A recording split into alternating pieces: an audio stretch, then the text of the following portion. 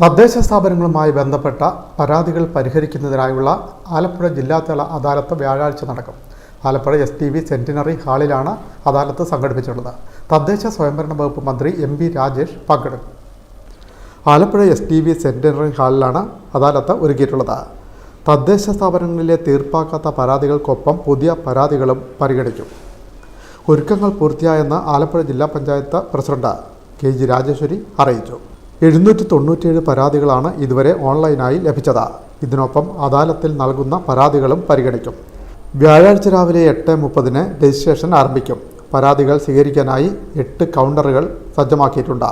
ഇതിൽ 5 എണ്ണം തദ്ദേശ സ്ഥാപനങ്ങളെ 5 ഉപജില്ലാ സമിതികളായി തിരിച്ചുള്ള കൗണ്ടറുകളാണ്.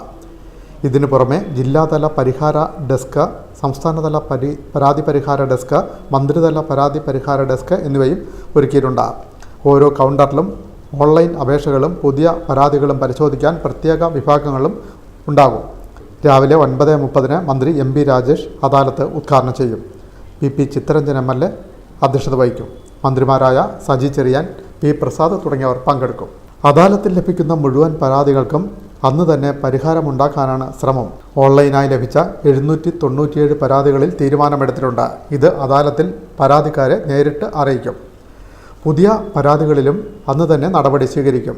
ഇതിനായി മുഴുവൻ തദ്ദേശ സ്ഥാപന സെക്രട്ടറിമാരോടും എഞ്ചിനീയർമാരോടും അദാലത്തിൽ പങ്കെടുക്കാനും നിർദ്ദേശിച്ചിട്ടുണ്ട്.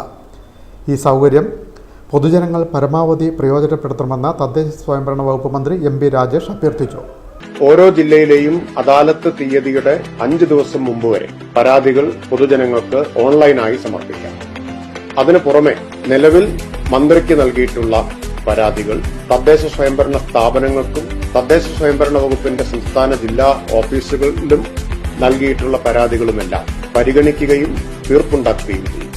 ഈ അദാലത്തിന്റെ സൗകര്യം എല്ലാവരും ഉപയോഗപ്പെടുത്തണം എന്ന് വിനീതമായി ഓരോരുത്തരോടും അഭ്യർത്ഥിക്കുന്നു.